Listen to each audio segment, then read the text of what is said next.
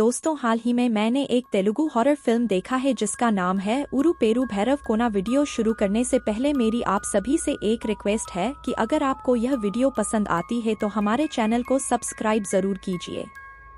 तो फिल्म के opening scene में हम भैरव कोना नामक गांव के सीन देखते हैं जहां लोग देर रात रंग बिरंगे कपड़ों में किसी तरह का उत्सव मना रहे होते हैं। वहीं दूसरी ओर एक आदमी डरते हुए जंगल में भाग रहा होता है जब कुछ काले कपड़ों में लिप्त लोग उसे पकड़ लेते हैं और वे लोग पकड़े गए आदमी को गाँव के एक बूढ़ी औरत के पास ले जाते हैं जहाँ आदमी गिड़गिड़ाकर कहने लगता है कि अब वह कभी भी भागने की कोशिश नहीं करेगा। लेकिन यह बूढ़ी औरत, जिन्हें हम पद्मा कह सकते हैं, वो कहती है कि एक बार अगर कोई भैरव कोना में दाखिल हो गया तो वो यहाँ से लौट नहीं सकता। इसके बाद आदमी को जंजीर से बांध दिया जाता, फिर जहाँ एक अजीब चीज उस पर वार करती है। इस हमले से आदमी मारा गया, जिसके बाद हम उसी जगह पर एक अजीब से मेंढक को देखते हैं। यहाँ से सीन शिफ्ट होता है एक बसवा नामक आदमी के ऊपर, जो कि पेशे से एक स्टंटमैन है, लेकिन आज वो एक शादी में आधमका है जहाँ वे दुल्हन के गहने चुराकर आग वाला स्टंट मारते हुए भाग निकलता है। आगे बसवा का उसका साथी जॉन मिलता है और इस टाइम बसवा को मास्टर का कॉल आता है। मास्टर बोले तो वो, जो कि बसवा को फिल्मों में काम दिलवाता है। इनकी बातों से हम समझ पाते हैं कि बसवा किसी भूमि नाम की लड़की के पीछे अपना समय बर्बाद कर रहा है और इस चक्कर में वह काम वगैरह पर भी ध्यान नहीं दे रहा। यहाँ हमें एक फ्लैशबैक दिखाया जाता है जिसमें हम जान पाते हैं कि बसवा भूमि से ऐसे ही बीच रास्ते में एक दिन मिला था जब एक चोर भूमि के बैग लेकर भाग रहा था। तो बसवा ने चोर को पकड़ने में भूमि की मदद की और भूमि के बैग में बसवा को एक कंकाल दिखाई देता है जो कि देखने में अजीब था और भूमि अपना बैग लेकर चुपचाप वहां से निकल गई। खैर, हम प्रेजेंट में आते हैं। बसवा करीब 60 लाख रुपए के जेवर लेकर शहर से भागने के फिराक में है, मगर रास्ते में उन्हें एक स्कूटी गिरे हुए मिलती है। साथ ही वहां एक लड़की भी बेहोश पड़ी थी। ऐसे में बसवा लड़की को अपनी गाड़ी में लेटा देता है ताकि उसे अस्पताल पहुंचा सके। दूसरी तरफ शहर में इतनी बड़ी चोरी होने के कारण बवाल मचा हुआ था और पुलिस हर तरफ बसवा को ढूंढ रही थी। पुलिस उस लोकेशन तक भी पहुँचती है जहाँ बसवा को स्कूटी और लड़की मिली थी। इंस्पेक्टर नोटिस करते हैं कि स्कूटी के पास काफी सारा खून गिरा हुआ है, लेकिन यह खून इंसान का नहीं बल्कि किसी मुर्गी का है। इससे वह समझ जाते हैं कि यह एक्सीडेंट नहीं बल्कि यह काम एक मशहूर क्रिमिनल गीता का था, जो एक्सीडेंट का नाटक करके गाड़ी वाले लोगों का पैसा लूट लेती है। इधर हम देख पाते हैं कि गीता बस बेहोश होने का नाटक कर रही होती है और बसवा की बात सुनकर वो जेवर गहने के बारे में सब कुछ जान चुकी थी। अब कुछ दूर आगे पुलिस चेकपोस्ट है, जिसे देखकर बसवा और जॉन तेजी से गाड़ी भगाते हुए और जंगलों में काफी दूर पहुंच जाते हैं। जॉन बस डिसाइड करते हैं कि आज रात उन्हें इसी जंगल में गुजारनी होगी, वरना पुलिस उन्हें पकड़ सकती है। अब जंगल में इन्हें फायरफ्लाई जुगनू मिलता है और ये इसका पीछा करने लगते हैं, क्योंकि हो सकता है कि वहाँ आसपास कोई छोटी सी बस्ती हो जहाँ आराम से वो रात गुजार सकें। कुछ दूर आगे जाकर उन्हें एक पत्थर के किले पर भैरव कोना लिखा दिखता है और जैसे ही ये लोग वहां एंटर करते हैं, एक आदमी इनके गाड़ी के बोनेट पर आ धमकता है। यह डरावना आदमी उन्हें कहता है कि इस गांव में बाहर वालों का आना बिल्कुल मना है, लेकिन वहीं बैठा एक गार्ड बिना देखे कहता है कि इनके साथ एक लड़की है तो इन्हें अंदर आने दो। तो बसवा और जॉन अपनी गाड़ी गांव के अंदर लाते और गांव का नजारा सामान्य नहीं था। यहाँ बिजली की कोई व्यवस्था नहीं है और हर जगह पर मशाल जले हुए थे। इसके अलावा इस जगह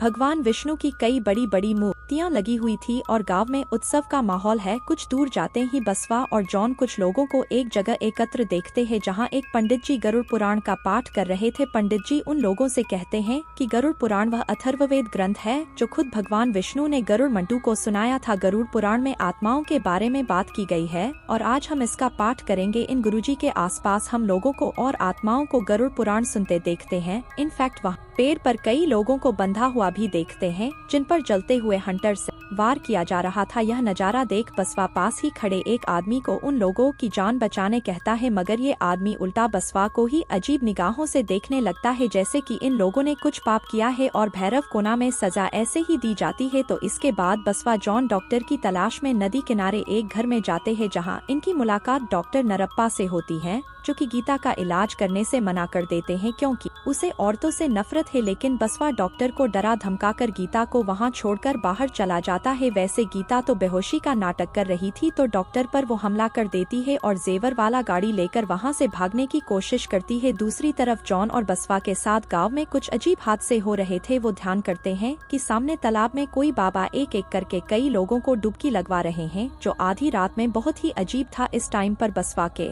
पीछे भी वही काले कपड़े पहने लोगों को भी देखते हैं जो शायद उस पर नजर रख रहे थे। और जॉन को गांव में एक लड़की मिलती है जो एक झटके से उसकी आंखों के सामने से गायब हो जाती है, जिससे वह काफी डर जाता है। तभी बसवा की नजर वहां पड़ती है जहां उन्होंने अपनी गाड़ी पार्क करी थी और वो देखते हैं कि गाड़ी अब वहां से गायब हो चुकी है। तभी जख्मी डॉक्टर नरप्पा इन्हें गीता के बारे में बताता है और ये लोग तुरंत उसकी तलाश में निकलते हैं। उधर गीता के साथ भी अब अजीब घटनाएं होने लगी। वो गाड़ी से बाहर निकलने की कोशिश करती है लेकिन जल्द ही उसे कई लोग घेर लेते। ये सभी लोग साइकिल पर थे और बहुत डरावने तरीके से उसे देख रहे थे। इनमें से एक आदमी आगे आकर गीता पर हमला करता और उसे बेहोश कर देता। नेक्स्ट सीन में हम गीता को होश में आते देखते हैं। जब तक बसवा, जॉन और डॉक्टर नरप्पा उसे ढूंढ चुके थे लेकिन गाड़ी अब यहाँ नहीं थी और ऐसे में गीता अपने साथ हुई घटना इन्हें बताती है। बसवा नरप्पा से अपनी कार ढूंढने के बारे में कहता है क्योंकि उसके लिए सुबह तक वह जेवर ढूंढना बहुत जरूरी है। बसवा की बात सुनकर नरप्पा काफी गंभीर हो जाता है। वह कहता है कि इस गांव में अगर कोई भी चीज खोज जाए तो उन्हें उस चीज को भूल जाना चाहिए वरना उनकी जान भी जा सकती है। जब बसवा उसकी बात नहीं समझता तो नरप्पा उन्हें एक स्थान पर ले जाता जहां से सारा गाँव दिख रहा था। नरप्पा बताता कि इस गाँव के हर गली को खूनी या लुटेरों की गली कहा जाता है।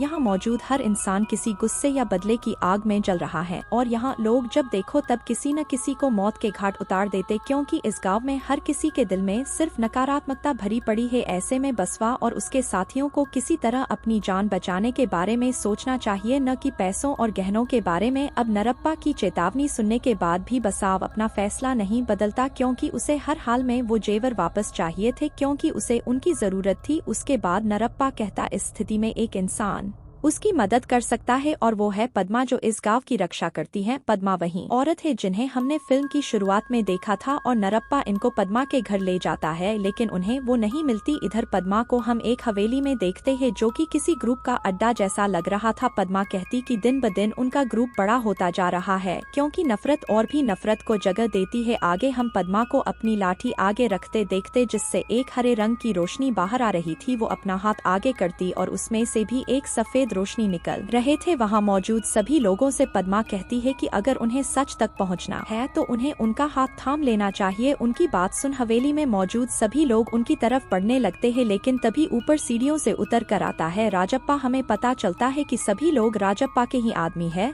और उसके लिए काम करते हैं। पद्मा राजप्पा से कहती है कि वो यहाँ उसी से मिलने आई है, उसे अपने गुस्से को त्याग कर देना चाहिए और उसका हाथ थाम लेना चाहिए क्योंकि गुस्से से किसी का भला नहीं होता। मगर राजप्पा साफ साफ इनकार कर देता है और वह कहता है कि जब तक वह अपना बदला पूरा नहीं कर लेता तब तक वह शांत नहीं होगा। और यहाँ से सीन बसवा पर फोकस करता जिसे एक छोटी बच्ची दिखाई देती है और इस बच्ची का पीछा करते वो एक पेड़ के पास पहुँच जाता है जिसमें मशाल जल रही थी। यहाँ बसवा पद्मा से मिलता है और पद्मा उसे उसके नाम से बुलाती। बसवा पद्मा से पूछता कि क्या आप मुझे जानते हैं और पद्मा कहती है कि मैं तुम्हारे बारे में सब जानती हूँ और भूमि के बारे में भी। पद्मा बसवा से पूछती कि क्या तुम्हें पता है कि चोरी करना एक पाप है और भले ही अच्छे मकसद के लिए किया गया हो लेकिन उस पाप को पुण्य में नहीं बदला जा सकता। पद्मा की बात सुन बसवा को एक बार फिर पास्ट को याद करते देखते हैं और यह वही वाला दिन था जब वह भूमि से पहली बार मिला था। तब बसवा दामोदर नाम के एक आदमी के लिए काम करता था और दामोदर बसवा को भूमि को किडनैप करने का काम देता है और उसे एक दिन तक छुपा कर रखने कहता क्योंकि उसे भूमि से कोई जरूरी काम निकालना है। अब बसवा इस काम को अंजाम तो नहीं देना चाहता था मगर उसे दामोदर की बात माननी पड़ती। हम देखते हैं कि बसवा भूमि को किडनैप करके एक सुनसान जगह ले आता है लेकिन जब भूमि को होश आता तो वो वहाँ से भागने की कोशिश करती लेकिन तब तक इस इलाके में उसका भाई भी पहुँच गया था जो उम्र में काफी छोटा था। बसवा उस बच्चे को बंदी बना लेता और भूमि से पूछता कि आखिर वो कौन है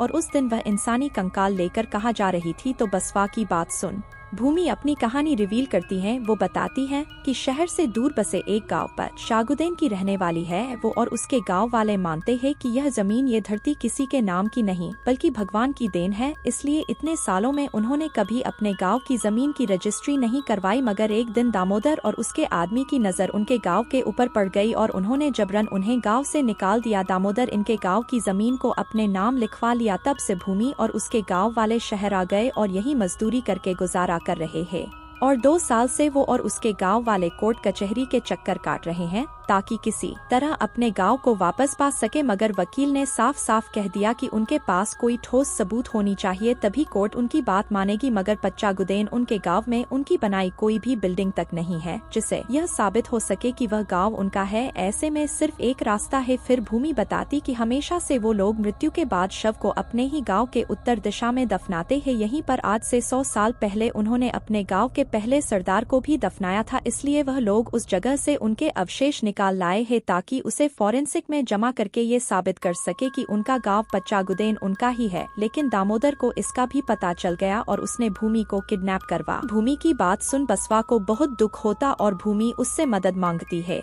बसवा भी सोचता है और ठीक है, मैं इसकी मदद करूंगा। फिर हम प्रेजेंट में देखते हैं बसवा को हर हाल में जेवर चाहिए थे और तभी गीता को वही साइकिल वाला आदमी दिखता जिसने उसे बेहोश किया था। बसवा उस आदमी का पीछा करता है और उसी हवेली में पहुंच जाता जहां राजप्पा रहता था। हवेली के अंदर बसवा राजप्पा को देखता है और वाकई सारे गहने उसी के पास मौजूद है। ऐसे में बसवा सीधा राजप्पा से कहता है कि यह सब सामान तो उसका है, लेकिन राजप्पा कहता कि यह सब गहने तो उसने अपनी बेटी कात्यायनी के लिए उसने बनवाए थे। इसमें रखा एक एक श्रृंगार उसे अच्छे से याद है क्योंकि उसने इन्हें कांचीपुरम जाकर बनवाया था। ऐसा इसलिए क्योंकि उसकी बेटी का जन्म पुष्ट की रात्रि को हुआ था और वो उसे हर बुरी नजर से बचाना चाहता था। मगर राजप्पा बसवा से पूछता कि तुमको यह गहने कहाँ से मिल। ये सुन के बसवा बोलने लगता कि ये जेवर उसके है और ऐसा बोलते ही राजप्पा के आदमी बसवा पर हमला बोल देते हैं। बसवा फौरन राजप्पा के एक आदमी के ऊपर चाकू तान देता और कहता है कि अगर मेरे गहने मुझे वापस नहीं मिले तो मैं तुम्हारे इस आदमी को मार दूंगा। लेकिन राजप्पा का आदमी खुद ही अपने आप को मार लेता है। यही नहीं, वह अगले ही पल खड़ा भी हो जाता जहां उसके चेहरे का रंग बदल चुका था और उसकी जुबान किसी नाग जैसी हो गई थी। वे किसी जानवर की तरह बसवा और जॉन पर झपट पड़ता और हम समझ पाते हैं कि इस हवेली में मौजूद सभी लोग पहले ही मारे जा चुके हैं, इसलिए मौत से डरने की जरूरत उन्हें नहीं बल्कि बसवा को है। हम देखते हैं कि बसवा और राजप्पा के आदमियों के बीच एक चूहे बिल्ली का खेल शुरू हो जाता है। ऐसे में बसवा और जॉन किसी तरह गहनों का बैग उठाकर यहाँ से भागते और तब तक हवेली के बाहर अपनी गाड़ी भी मिल चुकी थी। ये लोग गाड़ी में सवार होकर भागने लगते हैं मगर गांव के भूत भी इनके पीछे भागते। तभी हम आसमान में सूरज उगते देखते और सूरज की रोशनी में ये सभी आत्माएं जलकर गायब होने लगती है। इस गांव में मौजूद हर आदमी गायब होने लगता है। यहाँ पर नारप्पा गांव का सबसे बड़ा सच रिवील करता है कि गांव के सभी लोग भूत हैं। खुद नरप्पा भी ऐसा कहते ही गांव के लोगों के साथ नरप्पा भी गायब हो जाता और ये सभी लोग धूल बनकर जमीन के एक बड़े से होले में दाखिल हो रहे थे। और इन मौके पर हम राजप्पा के एक आदमी को भी देखते हैं जो बसवा की गाड़ी से वो जेवर वाला बैग निकाल लेता है और सभी के पीछे उस बैग के साथ उसी होल में समा जाता है। बसवा चाहकर भी उसे रोक नहीं पाता और भैरव कोना का दरवाजा बंद हो चुका था और सभी गांव वाले गायब हो चुके थे। मगर बसवा कहता कि वह उन गहनों के बिना वापस नहीं लौट सकता क्योंकि उसे हर हाल में पैसे चाहिए ताकि वह अपना फर्ज पूरा कर सके। उन्हें किसी तरह भैरव कोना के बारे में जानना होगा। तभी बसावा यही बात कर रहा था जब गीता की नजर गांव के बाहर मौजूद उस खंडहरनुमा मंदिर पर बढ़ती है। वो वह देखती है कि कोई पुजारी मंदिर के अंदर पूजा करने जा रहा है। ऐसे में बसवा गीता तुरंत पुजारी का पीछा करते और उससे भैरव कोना के बारे में पूछते हैं। पुजारी इन्हें बताते हैं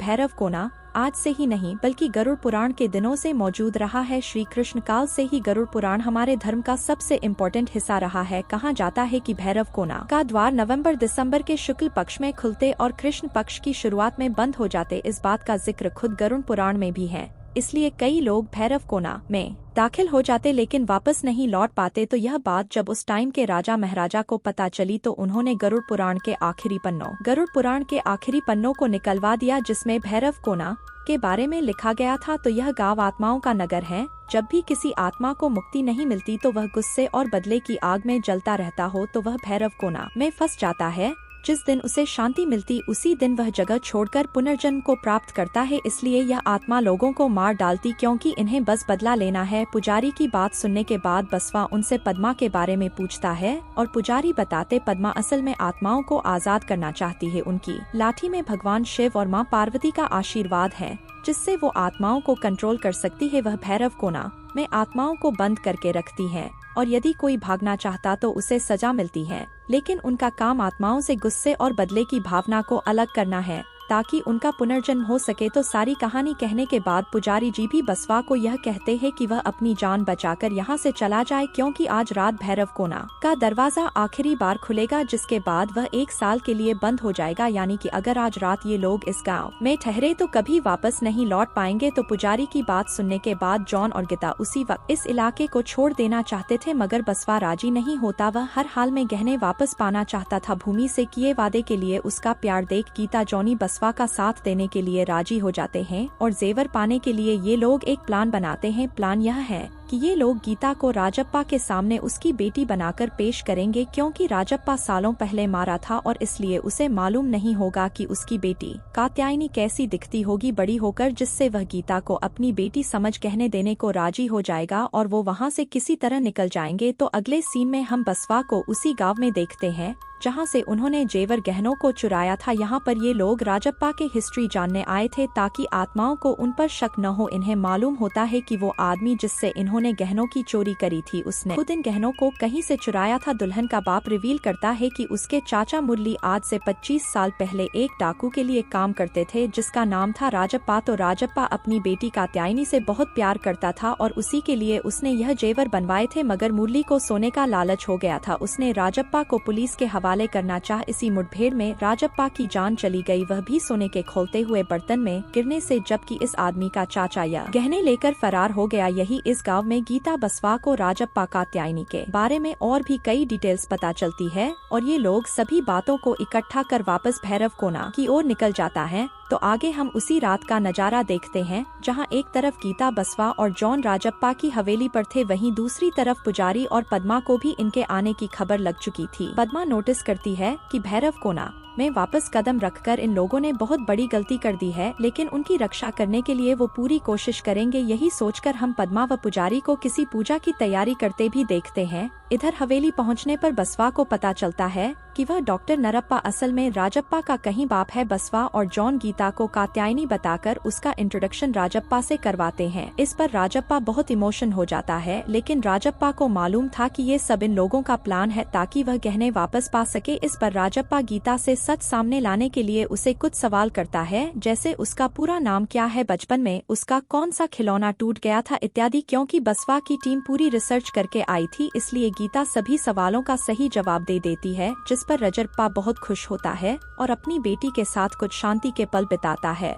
शायद उसके मन का गुस्सा और बदला भी शांत हो चुका था और वह खुशी खुशी अपनी बेटी को सारे गहने देकर विदा करने लगता है। लेकिन ऐन मौके पर राजप्पा कात्यायनी के पैरों में अपने हाथ से पायल पहनाने की बात करता है। राजप्पा बताता है कि उसकी बेटी के दाएं पैर में एक निशान था, जिसे छुपाने के लिए उसने वह पायल बनवाया थे। जब राजप्पा गीता को पायल पहनाने लगता है तो वह देख लेता है कि उसके पैरों पर तो कोई निशान है ही नहीं, जिससे सारा सच सामने आ जाता है। अपने साथ हुए धोखे को देख राजप्पा गुस्से में पागल होने लगता और इधर गीता और उसके दोस्त किसी तरह गाड़ी में बैठकर भागते हैं। हम बसवा, गीत और जॉन को भागते हुए देखते हैं, जहां राजप्पा के आदमी उनका पीछा करते हैं। उन्हें चकमा देते हुए किसी तरह बसवा आगे भागता है, मगर बीच रास्ते में पद्मा उसे रोक लेती है। बसवा उन्हें सामने से हटने को कहता है। पद्मा स्माइल करती है और बसवा से कहती है कि भैरव कोना में कोई यूं ही नहीं आ जाता, उसकी किस्मत उसे यहाँ लाई है और यहाँ कोई है जो उसका इंतजार कर रहा है। इस टाइम पर हम सामने से भूमि को आते देखते हैं। जी हाँ दोस्तों, भूमि की आत्मा आगे आती है और बसवा से पूछती कि उसने उसे क्यों मारा, जिससे बसवा बहुत इमोशन हो जाता और कहता कि उससे बहुत बड़ी गलती हो गई। लेकिन भूमि का मानना था कि बसवा के कारण ही आज उसके गांव के लोग बेघर हैं, क्योंकि उसने उसे मार डाला, इसलिए वो भी भैरव कोना से जिंदा वापस नहीं जाएगा। बसवा भूमि को समझाने की कोशिश करता है कि वह ये सब उसके गांव के लिए ही कर रहा है, मगर भूमि उसकी कोई बात नहीं सुनती। अब तक यहाँ राजप्पा भी आ चुका था और वह बसवा पर हमला बोल देता है। आप लोग थोड़ा कंफ्यूज हो रहे होंगे, बट माइंड आप अंत तक सब समझ जाओगे। तो इस सब के बीच भूमि पद्मा के पास आती है और उनसे पूछती कि उसने सही तो किया ना, उससे कहीं कोई भूल तो नहीं हो गई। यहाँ हमें पता चलता है कि असल में भूमि ने ही भगवान भैरव की मूर्ति पर बसवा की बलि चढ़ाई थी, जिस वजह से बसवा इस गाँव में फंसा। पद्मा भूमि को अपना हाथ थाम लेने को कहती है ताकि वो असली सच जान सके। हम पद्मा के हाथों से उस सफेद रोशनी को आते देखते हैं जो भूमि को उसी दिन में ले जाती है जिस दिन बसवा ने उसे किडनैप किया था। हम देखते हैं कि बसवा तय करता है कि वह हर हाल में भूमि को बचाएगा, मगर भूमि यह बात समझ नहीं पाती और अगली सुबह बसवा को उसके ही घर में बंद करके भाग जाती है, जहां दामोदर के आदमी उस पर हमला कर देते हैं। भूमि बहादुरी से उनका सामना करती और वहां से भाग निकलती है और इतने में यहाँ बसवा पहुँच जाता है और वो भूमि की मदद ही कर रहा था, लेकिन मारपीट में जोश में गलती से चाकू भूमि की गर्दन पर लग जाता है, जिससे उसकी मौत हो जाती है। वहाँ भूमि की मौत बसवा के हाथों हुई, लेकिन ये एक गलती थी और भूमि की मौत से तो बसवा पूरी तरह टूट गया था और वह कसम खाता है कि वह पच्चागुदेन के लोगों को उनकी जमीन वापस दिलवाएगा, जिसके लिए उसे कोर्ट में उन लोगों की गवाही दिलवानी होगी जिन्होंने गांव वालों से उनकी जमीन ली थी। यह दामोदर के आदमी थे जिन्हें दामोदर ने मुंह बंद रखने के लिए 50 लाख रुपए दिए थे। बसवा उन्हें सच कबूल करने के लिए 1 करोड़ रुपए देने का वादा करता है और इसके लिए ही वह उसी आदमी के घर गहने लूटने पहुँचता है जो जमीन हड़पने में शामिल था। तो आप समझे इस कहानी में क्या हो रहा है, क्यों गहने लूटे गए हैं। ऑल दैट आई होप सब क्लियर हो गया हो। तो अब फ्लैशबैक के बाद भैरव कोना में हलचल हो चुकी थी। पुजारी की पूजा से पद्मा की वह जादुई लाठी अपने आप उठ खड़ी होती और बसवा के पास पहुंच जाती है, जो लहूलुहान हो चुका था। उस लाठी को उठाकर राजप्पा के आदमियों को एक एक करके हरा देता है। अंत बसवा राजप्पा के पास पहुंचता है, जो कि गुस्से की आग में जल रहा था, और वह कहता है कि जब तक वह अपने खूनी को सजा नहीं देगा तब तक वह इस दुनिया को छोड़कर कहीं नहीं जाएगा। लेकिन बसवा उसे बताता है कि अगर उसने अपने खूनी को सजा दी तो उसकी बेटी कात्यायनी फिर से अनाथ हो जाएगी। जी हाँ दोस्तों, बसवा यहाँ रिवील करता है कि असल में वो जिस दुल्हन के गहने लेकर भागा था वह कात्यायनी ही थी। जब आगे बढ़ने के बाद उसके आदमी मुरली को अपनी गलती का एहसास हुआ और उसने कात्यायनी को गोद ले लिया, तब से वह उसका पालन पोषण करता रहा और कात्यायनी उसी को अपना पिता मानती है। बसवा यहाँ पर राजप्पा से पूछता है कि क्या वह एक बार फिर अपनी बेटी को अनाथ कर देना चाहते हैं। यह सुनकर राजप्पा काफी इमोशन हो जाता है और अपने बदले को वही उसी पल त्याग देता है। फिल्म के सीन में हम राजप्पा को अपनी बेटी की तस्वीर देखते हुए पाते हैं, जो उसे बसवा अपने फोन पर दिखा रहा है, और भूमि भी बसवा से माफी मांगती है और हम इन्हें एक साथ देखते हैं। अगली सुबह के सूरज के साथ हम सभी आत्मा को मुक्ति मिलते देखते हैं और यहीं पर कहानी समाप्त हो जाती है। तो दोस्तों, ये थी फिल्म उरु पेरू भैरव कोना की पूरी कहानी, जो कि थोड़ी उलझी हुई है, लेकिन अंत तक सब कुछ साफ हो जाता है। बेसिकली भैरव कोना में अतृप्त आत्माओं का वास होता है, जो किसी वजह से दुनिया को छोड़कर नहीं जाना चाहती हैं। भूमि और राजप्पा भी अपने अपने गुस्से और बदले की भावना के कारण यहाँ आए थे। भूमि को लगता था कि बसवा ने उसे जानबूझकर मारा है, इसलिए वो यहाँ भैरव कोना में उसकी बलि चढ़ाती है और बसवा की किस्मत उसे यहाँ ले आती है।